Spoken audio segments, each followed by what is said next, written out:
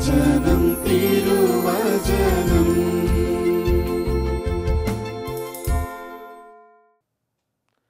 പിതാവായ ദൈവത്തിൻ്റെ സ്നേഹവും പുത്രനായ യേശുക്രിസ്തുവിൻ്റെ കൃപയും പരിശുദ്ധാത്മാവിൻ്റെ സംസർഗവും ശാലവും ശുശ്രൂഷകളിൽ പങ്കുചേരുന്ന നിങ്ങളുടെ കൂടെ എപ്പോഴും ഉണ്ടായിരിക്കട്ടെ. ദൈവവചനം ശ്രവിച്ച് വചനം തിരുവചന ശുശ്രൂഷയിൽ പങ്കുചേർന്ന് നമ്മുടെ ജീവിതങ്ങളെ പ്രകാശിപ്പിക്കാം. വിശുദ്ധ പൗലോസ് അപ്പോസ്തലൻ തീത്തോസിന് എഴുതിയ ലേഖനം 2-ാം അധ്യായം 11-12 തിരുവചനങ്ങൾ. എല്ലാ മനുഷ്യരുടെയും രക്ഷയ്ക്കായി ദൈവത്തിൻ്റെ കൃപ പ്രത്യക്ഷപ്പെട്ടിരിക്കുന്നു. നിർമ്മതത്വവും ലൗകിക മോഹങ്ങളും ഉപേക്ഷിക്കുവാനും ഈ ലോകത്തിൽ സമചിത്തതയും നീതിനിഷ്ഠയുമുള്ള ഒരു ജീവിതം നയിക്കുവാനും അത് നമ്മെ പരിശീലിപ്പിക്കുന്നു. ക്രിസ്തുവിൽ പ്രിയമുള്ളവരെ, ദൈവകൃപ ഒരു മനുഷ്യ ജീവിതത്തിൽ എത്രമാത്രം പ്രാധാന്യം ഉള്ളതാണെന്ന് നമ്മൾ തിരിച്ചറിയണം. നിർമ്മതത്വമുള്ള നല്ലൊരു ജീവിതം നയിക്കണമെങ്കിൽ വിലക്കപ്പെട്ടതൊക്കെ ഉപേക്ഷിച്ച് ലൗകിക മോഹങ്ങളെയും ഉപേക്ഷിച്ച് ഈ ലോകത്തിൽ സമചിത്തതയും നീതിനിഷ്ഠയും ദൈവഭക്തിയുമുള്ള ഒരു ജീവിതം ഒരു വ്യക്തിക്ക് നയിക്കണമെങ്കിൽ അവന് ദൈവത്തിൻ്റെ കൃപ കൂടിയേ കഴിയൂ. ഇത് പൗലോസ്ലീഹ തിരിച്ചറിഞ്ഞതുകൊണ്ടാണ് പൗലോസ്ലീഹ തീത്തോസിനോട് പറയുന്നത്. കാരണം ഈ കൃപയുടെ ദൈവത്തിൻ്റെ കൃപാവരത്തിൽ നിന്ന് ശക്തി സ്വീകരിക്കുക. തിമോത്തിയൂസിന് എഴുതിയ 2-ാം ലേഖനത്തിൽ 2-ാം അധ്യായം 1 പൗലോസ്ലീഹ തിമോത്തിയൂസിനോട് പറയുകയാണ്, എൻ്റെ മകനെ, നീ യേശുക്രിസ്തുവിൻ്റെ കൃപാവരത്തിൽ നിന്ന് ശക്തി സ്വീകരിക്കുക. പ്രിയമുള്ളവരെ, ദൈവത്തിൻ്റെ കൃപ നമ്മുടെ ജീവിതത്തിൽ അത്യാവശ്യമായ ഘടകമാണ്. ദൈവത്തിൻ്റെ കൃപയ്ക്ക് വേണ്ടിയാണ് നമ്മൾ ആഗ്രഹിക്കേണ്ടത്, ദാഹിക്കേണ്ടത്. ഈ കൃപ നമ്മുടെ ജീവിതത്തിൽ കടന്നു വന്നാൽ സമസ്ത മേഖലകളിലും നമുക്ക് അനുഗ്രഹം അനുഭവിക്കാനായിട്ട് പറ്റും. മനുഷ്യൻ്റെ അവസ്ഥ എന്താണെന്ന് ആദ്യം നമ്മൾ തിരിച്ചറിയണം. എന്താണ് മനുഷ്യൻ്റെ അവസ്ഥ? സഭാപ്രസംഗകൻ 7-ാം അധ്യായം 20 പറയുകയാണ്, ഒരിക്കലും പാപം ചെയ്യാതെ നന്മ മാത്രം ചെയ്ത ഒരു നീതിമാനും ഭൂമുഖത്തില്ല. ഭൂമുഖത്തില്ല. ഒരു മനുഷ്യനും നീതിമാനായിട്ടുള്ള ഒരു മനുഷ്യനെ ഈ ഭൂമുഖത്തില്ല ഒരിക്കൽ പോലും. കാരണം പാപം ചെയ്യാത്ത ഒരു മനുഷ്യനെയും ഈ ഭൂമിയിൽ കാണാൻ പറ്റില്ല. അതുകൊണ്ട് റോമ 3:23 പരിശുദ്ധാത്മാവാൽ നിറഞ്ഞ് പറയുകയാണ്, എല്ലാവരും പാപം ചെയ്തു ദൈവ മഹത്വത്തിന് അയോഗ്യരായി. മനുഷ്യൻ്റെ ഈ ഒരു അവസ്ഥ, തകർന്ന അവസ്ഥ, ഈ ഒരു അവസ്ഥയെ രക്ഷിക്കണമെങ്കിൽ ദൈവത്തിൻ്റെ കൃപയ്ക്ക് മാത്രമേ പറ്റുകയുള്ളൂ. മനുഷ്യന് സ്വയം രക്ഷിക്കാനാവുകയില്ല.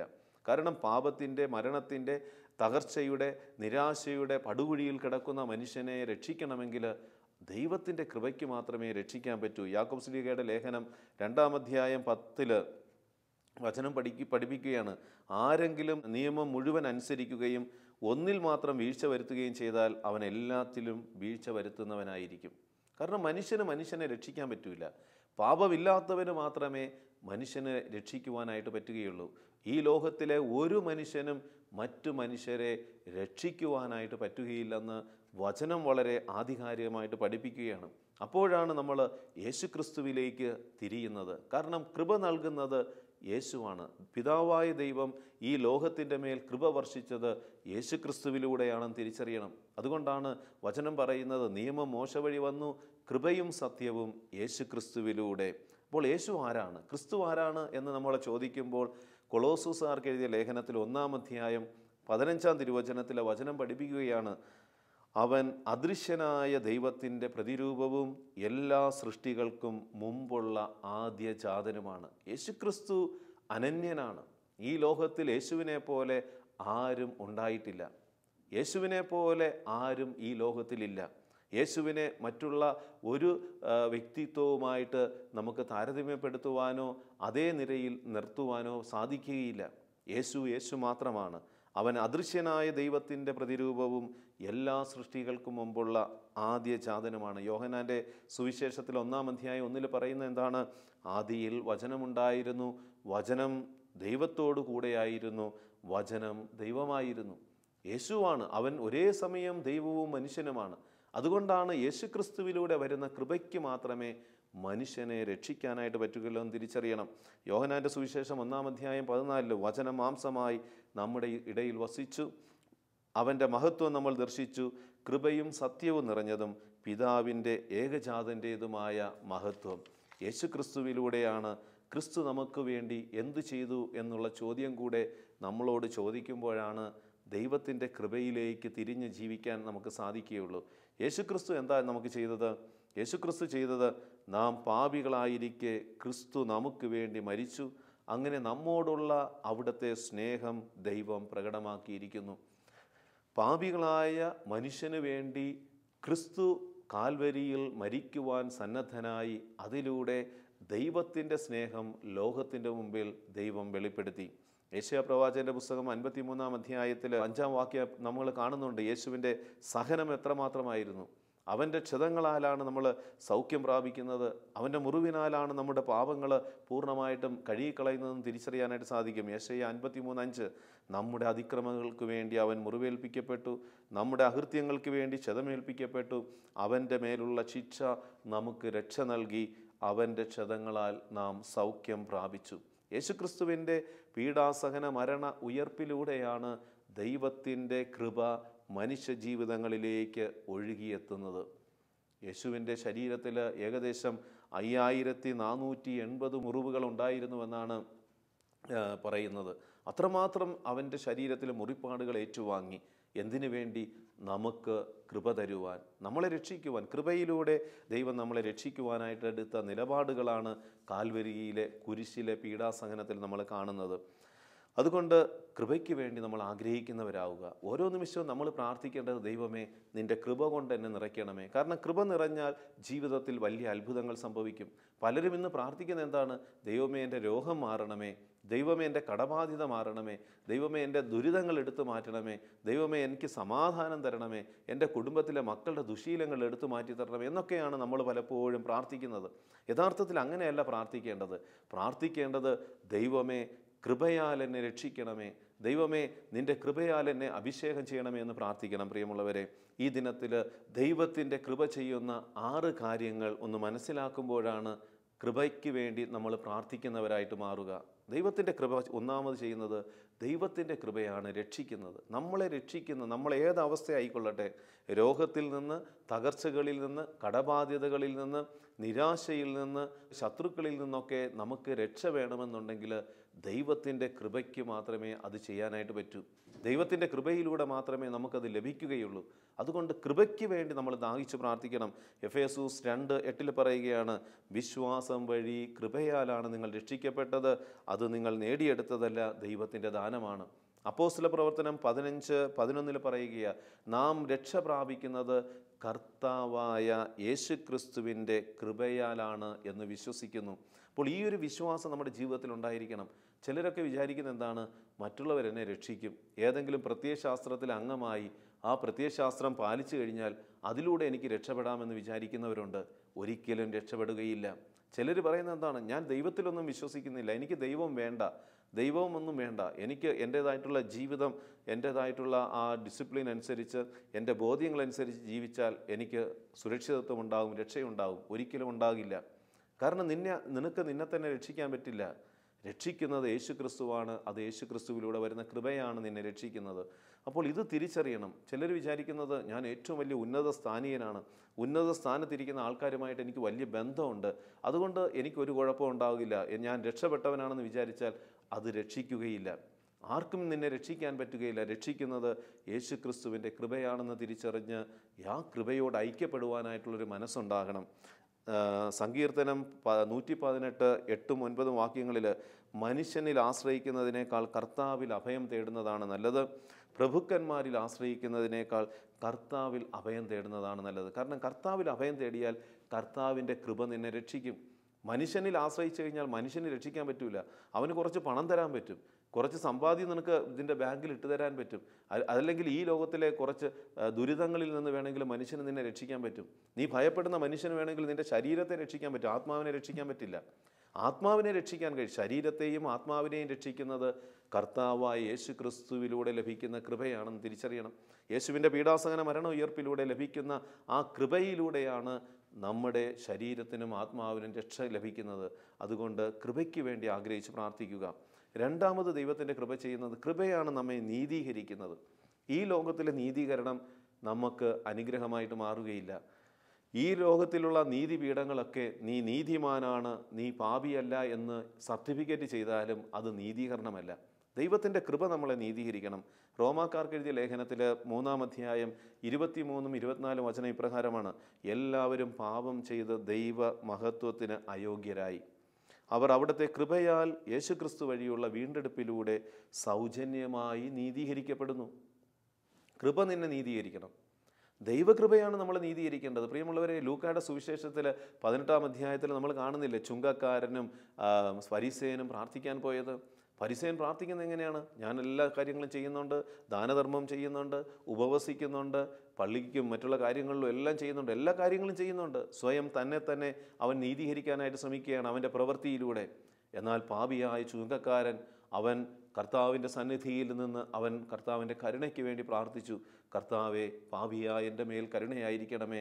ദൈവവചനം പറയുകയാണ്, ലൂക്കായുടെ സുവിശേഷം 18-ാം അധ്യായം 14 പറയുകയാണ്. അവിടെ 14 മുതലുള്ള ആ വചനങ്ങളിൽ നമ്മൾ കാണുകയാണ്, വചനം പഠിപ്പിക്കുകയാണ്, ഫരിസേയൻ നീതീകരിക്കപ്പെടാതെ പോയി, ചുങ്കക്കാരൻ നീതീകരിച്ച് അവൻ ഭവനത്തിലേക്ക് മടങ്ങി. കർത്താവ് നീതീകരിച്ചു, ദൈവത്തിൻ്റെ കൃപ അവനെ നീതീകരിച്ചു. അപ്പോൾ നമ്മുടെ ഈ ലോകത്തിലുള്ള വ്യക്തികളും മറ്റുള്ള സംവിധാനങ്ങളും നമ്മളെ നീതിമാനാണെന്ന് പറഞ്ഞാലും അത് നീതീകരണമല്ല. ഫരിസേയൻ്റെ ചുറ്റുപാടുകളിൽ ഫരിസേയൻ്റെ ആൾക്കാരൊക്കെ പറഞ്ഞ എന്താണ്? ഈ ഫരിസേയൻ നീതിമാനാണ്. കാരണം എന്താ? അവൻ ഉപവസിക്കുന്നുണ്ട്, അവൻ പ്രാർത്ഥിക്കുന്നുണ്ട്, അവൻ ദാനധർമ്മം ചെയ്യുന്നുണ്ട്, ഓരോ കാര്യങ്ങൾ അവൻ ചെയ്യുന്നുണ്ട്. അതുകൊണ്ട് അവൻ്റെ ചുറ്റിലുമുള്ള അവൻ്റെ കൂടെയുള്ളവരൊക്കെ ഈ ഫരിസേയൻ നീതിമാനാണെന്ന് പറഞ്ഞപ്പോൾ അവൻ ദേവാലയത്തിൽ പ്രാർത്ഥിക്കുന്ന നിമിഷം അവൻ പറയുകയാണ്, ഈ അടുത്ത് നിൽക്കുന്ന ചുങ്കക്കാരനെ പോലെയൊന്നുമല്ല ഞാൻ നീതിമാനാണ്. ദൈവസന്നിധിയിൽ നിന്ന് അവന് കിട്ടുന്നത് എന്താണ്? അവൻ തിരസ്കരിക്കപ്പെടുന്നു. സമൂഹം മുഴുവനും ചുങ്കക്കാരൻ പാപിയാണെന്ന് മുദ്രകുത്തിയിരുന്ന ചുങ്കക്കാരനെ ദൈവം നീതീകരിക്കുന്നു. അതാണ് ഹൃദയമറിയുന്ന ദൈവം കൃപയാൽ വ്യക്തികളെ നീതീകരിച്ചാൽ അതാണ് നീതീകരണം. ഒരുപക്ഷെ ലോകം അറിയണമെന്നില്ല. ലോകം നിന്നെ ഒരു കുറ്റവാളിയായിട്ട് മുദ്രകുത്തുമായിരിക്കാം. ലോകം നിൻ്റെ വിശുദ്ധിയും ലോകം നിൻ്റെ ആ ഹൃദയ വിശുദ്ധിയും അല്ലെങ്കിൽ നിൻ്റെ നല്ല മനസ്സും അറിയാതെ നിന്നെ കുറ്റം വിധിച്ച് ജയിലറകളിൽ അടച്ചിട്ടുണ്ടാകാം. ലോകത്തിലെ ന്യായപീഠങ്ങൾ നീ പാപിയാണെന്ന് മുദ്രകുത്തിയിട്ടുണ്ടാകാം. എന്നാൽ ഹൃദയമറിയുന്ന ദൈവം നിൻ്റെ ഹൃദയത്തെ നോക്കി തൻ്റെ കൃപയാൽ നിന്നെ നീതീകരിച്ചാൽ അതാണ് ഏറ്റവും വലിയ നീതീകരണം. ഒരുപക്ഷെ ലോകം മുഴുവനും നിന്നെ ഏറ്റവും വലിയ വിശുദ്ധനെന്ന് പൊക്കി ആഘോഷിക്കുന്നുണ്ടാകാം. എന്നാൽ ദൈവത്തിൻ്റെ കൃപ നിന്നെ നീതീകരിക്കുന്നില്ലെങ്കിൽ അത് നീതീകരണമല്ല. ലോകത്തിൻ്റെ നീതീകരണമല്ല നമ്മളെ ലക്ഷ്യം വയ്ക്കേണ്ടത്. പ്രിയമുള്ളവരെ, ജ്ഞാനത്തിൻ്റെ പുസ്തകം 6:6 എളിയവന് കൃപയാൽ മാപ്പ് ലഭിക്കുന്നു. എളിയവന് കൃപയാൽ മാപ്പ് ലഭിക്കുന്നു. ദൈവത്തിൻ്റെ കൃപ നമ്മളെ നീതീകരിച്ചാൽ അതാണ് ഏറ്റവും വലിയ നീതി. പൗലോസ്ലീഹായുടെ ജീവിതത്തിൽ ഒത്തിരിയേറെ വിഷമതകളുണ്ടായിരുന്നു. ചില കുറവുകൾ പൗലോസ്ലീഹ കണ്ടെത്തി. എന്നാൽ പൗലോസ്ലീഹ കർത്താവിനോട് പ്രാർത്ഥിക്കുകയാണ്, കർത്താവെ, ഈ കുറവ്, ഈ മുള്ള് എന്നിൽ നിന്ന് എടുത്തു മാറ്റണമേ. ഈശോ പറയുന്നത് എന്താണ്? ആ മുള്ള അവിടെ ഇരുന്നോട്ടെ, നിനക്ക് എൻ്റെ കൃപ മതി. കാരണം കൃപ ഒരു വ്യക്തിയെ ന്യായീകരിച്ചു കഴിഞ്ഞാൽ, നീതീകരിച്ചു കഴിഞ്ഞാൽ അതാണ് ഏറ്റവും വലിയ നീതീകരണം.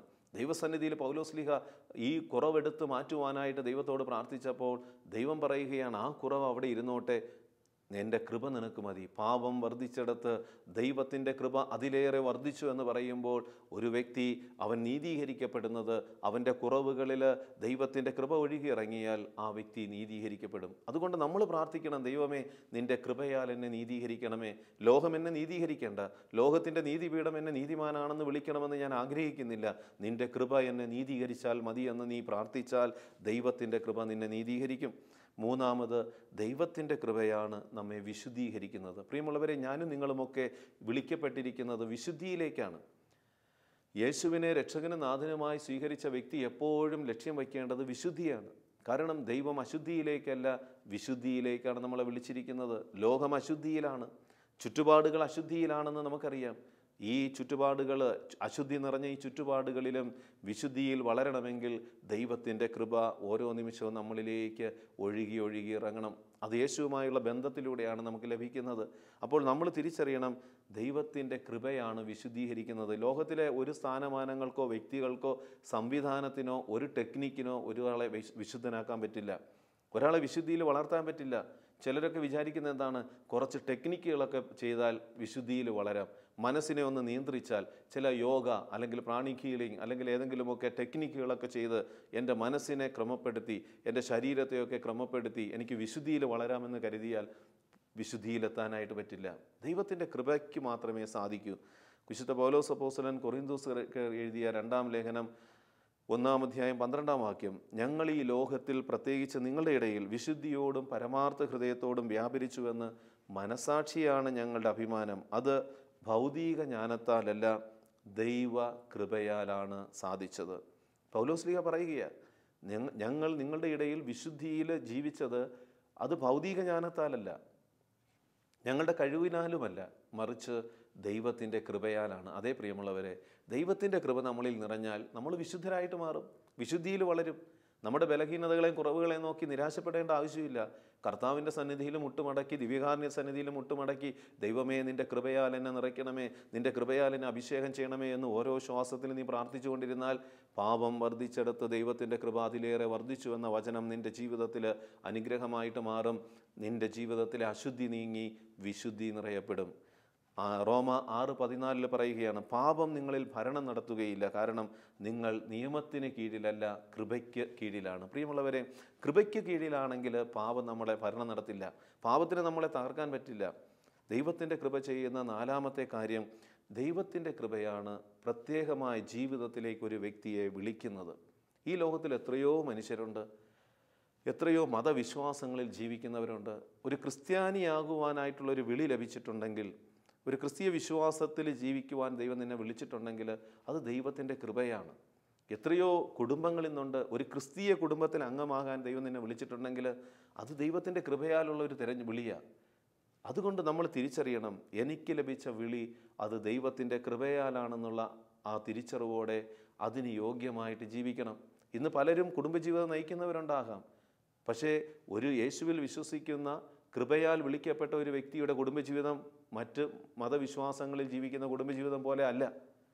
അവരുടേതായിട്ടുള്ള ജീവിതശൈലിയിൽ ജീവിക്കും, പക്ഷേ ദൈവത്തിൽ വിശ്വസിക്കുക, യേശു ക്രിസ്തുവിൽ വിശ്വസിക്കുന്ന വ്യക്തിയുടെ കുടുംബജീവിതം എന്ന് പറയുന്നത് നസ്രത്തിലെ തിരുകുടുംബം പോലെ ആയിരിക്കണം. അപ്പോൾ ആ വിളിക്ക് ചേർന്ന, യോഗ്യമായ വിളിക്ക് ചേർന്ന ജീവിതം നയിക്കാൻ കഴിയണം. ഗലാത്യരുടെ ലേഖനം 1-ാം അധ്യായം 15, എന്നാൽ ഞാൻ മാതാവിൻ്റെ ഉദരത്തിലായിരിക്കുമ്പോൾ തന്നെ അവിടുന്ന് എന്നെ തിരഞ്ഞെടുത്തു, തൻ്റെ കൃപയാൽ എന്നെ വിളിച്ചു. പൗലോസ്ലീഹ പറയുകയാണ്, സാവൂളായിരുന്ന ഈ മനുഷ്യൻ, ആ സാവൂൾ മാതാവിൻ്റെ ഉദരത്തിൽ അവൻ രൂപപ്പെട്ട നിമിഷം തന്നെ ദൈവം അവനെ പ്രത്യേകം തിരഞ്ഞെടുത്തു. സമയത്തിൻ്റെ പൂർണ്ണതയിൽ ദൈവം തൻ്റെ കൃപ കൊടുത്ത് സാവൂളിനെ പൗലോസായി വിളിച്ചു. നമുക്കറിയാം സാവൂളിൻ്റെ മാനസാന്തരം. സാവൂൾ ഈ ലോകത്തിലെ വിജ്ഞാനത്തിലും ഈ ലോകത്തിലെ അധികാരത്തിലും ഈ ലോകത്തിലെ സുഖങ്ങളിലുമൊക്കെ ജീവിച്ച ആ ഒരു വ്യക്തിത്വത്തിലായിരുന്നു. എന്നാൽ ദൈവത്തിൻ്റെ കൃപ ഡമാസ്കസ് ഇരുണ്ട താഴ്വരയിൽ ദൈവത്തിൻ്റെ കൃപ ഒരു മിന്നൊളിയായി സാവൂളിൽ വന്ന് പതിച്ചപ്പോൾ സാവൂളിൻ്റെ ജീവിതം രൂപാന്തരപ്പെടുകയാണ്. ആ കൃപയാൽ സാവൂൾ പൗലോസായിട്ട് മാറി.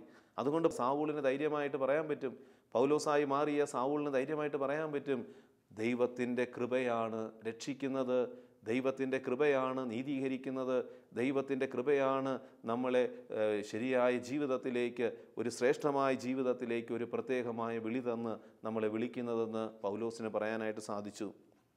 തിമോത്തിയോസിന് എഴുതിയ 2-ാം ലേഖനത്തിൽ 1-ാം അധ്യായം 9 ഈ വചനം തന്നെയാണ് നമ്മളെ ഓർമ്മപ്പെടുത്തുന്നത്. ദൈവത്തിൻ്റെ കൃപയാണ് പ്രത്യേകമായ ഒരു വിളിയിലേക്ക് നമ്മളെ, ഒരു ക്രിസ്തീയ വിശ്വാസ ജീവിതം എന്ന് പറയുന്ന ഒരു വിളിയാണ്. അത് കൃപയാലാണ് ദൈവം നമ്മളെ വിളിച്ചത്. അപ്പോൾ ആ വിളിയിൽ വിജയിക്കണമെങ്കിൽ ഓരോ നിമിഷവും പ്രാർത്ഥിക്കണം, ദൈവമേ ഈ വിളിയിൽ വിജയിക്കുവാൻ ആവശ്യമായ കൃപ തരണമേ.